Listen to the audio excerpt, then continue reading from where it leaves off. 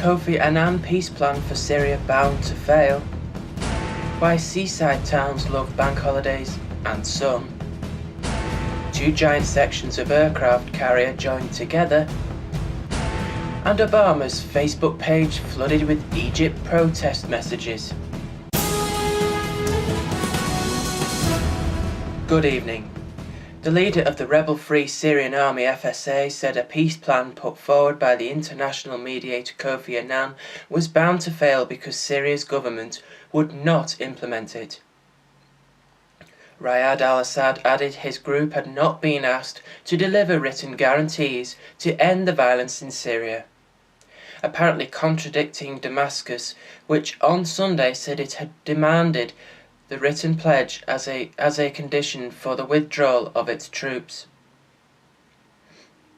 The regime will not implement this plan. This plan will fail, he told Reuters by telephone from Turkey. The rebels had already given a verbal promise to stop fighting if the government did the same. We have given our word that if the regime commits to the plan, then we will too. We are honest. The Chinese government added its weight to international calls for the ceasefire to be recognized by both sides. The plan, drawn up by UN Arab League envoy Kofi Annan, requires Syrian President Bashar al-Assad to begin pullback of military concentrations in and around population centres by April the 10th for a truce to start 48 hours later. Earlier, Annan said an unacceptable escalation in violence in Syria violated guarantees made to him and called on Damascus to keep its promises to end the bloodshed. He urged both Syrian forces and opposition fighters to halt all forms of violence by 6 a.m. Damascus time on April the 12th, in line with his 6-point peace plan agreed on March the 27th. Syrian forces loyal to President Bashar al-Assad shelled an area in rebellious province of Idlib near the border of Turkey on Sunday, killing and injuring dozens of people, opposition activists have said. Today, Turkish officials claimed that 3 people were wounded as a refugee on its side of the border of the Syrian gunfire.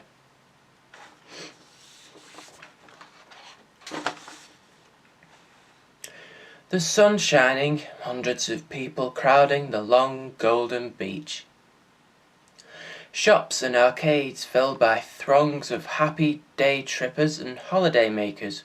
Much as local business day may dream, that was the opposite of the scene in Margate today. Bank holidays are traditionally boom times for seaside towns which, like Margate, rely on tourism for a significant proportion of their economy. But one rainy weekend can sour the dough when people decide to stay at home or visit indoor attractions. In contrast to Margate, there was a huge queue of cars outside the Blue Water shopping centre 60 miles down the road.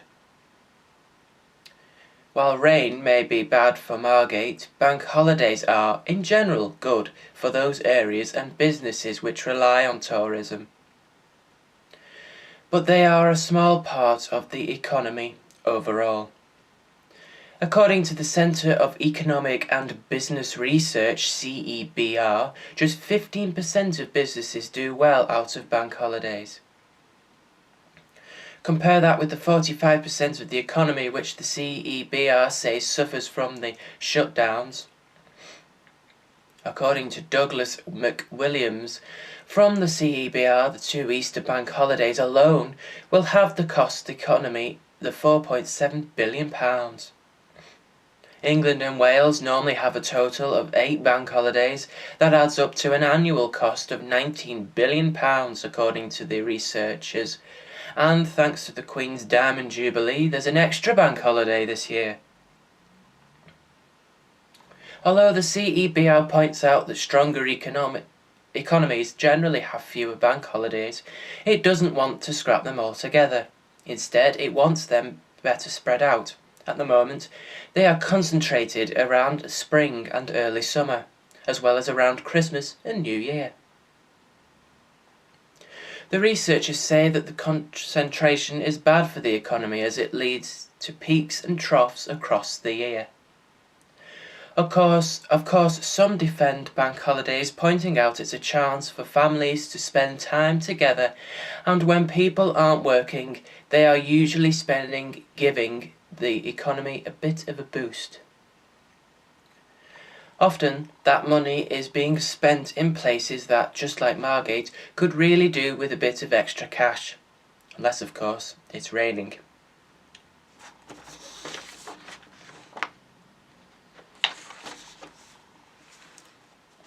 Two giant sections of the largest and most powerful warship ever, built by the Royal Navy, were joined together in Glasgow today.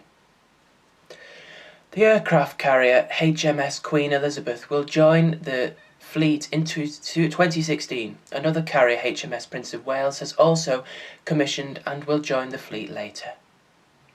It took around 90 minutes to move a 4,087-ton section of the hull 328-foot to join another section of the ship at BAE Systems governed shipyard in Glasgow. 132 remote-controlled transporters were used to inch the section along and line it up with the other piece.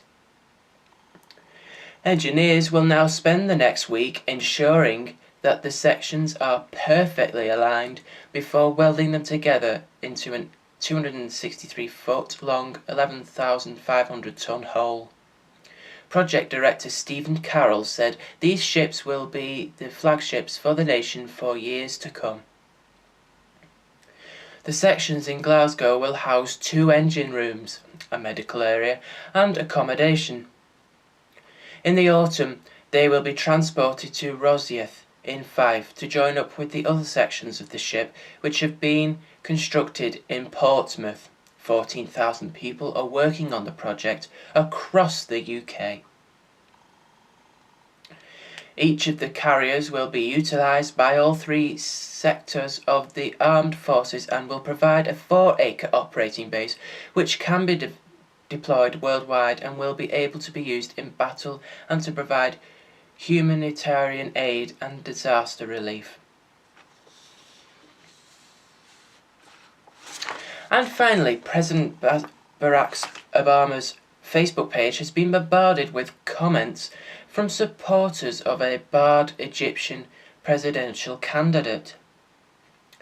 Hazem Abudu Ismail cannot stand for the election after it was revealed his late mother held dual nationality after becoming a naturalized US citizen in 2006. His supporters claim that the paperwork is fraudulent and are calling on Mr. Obama to back their claims. Thousands of people have taken to social networking sites to voice their anger. Mr. Abu Ismail claims the allegations are a plot against him and said he hired American lawyers to help with the issue.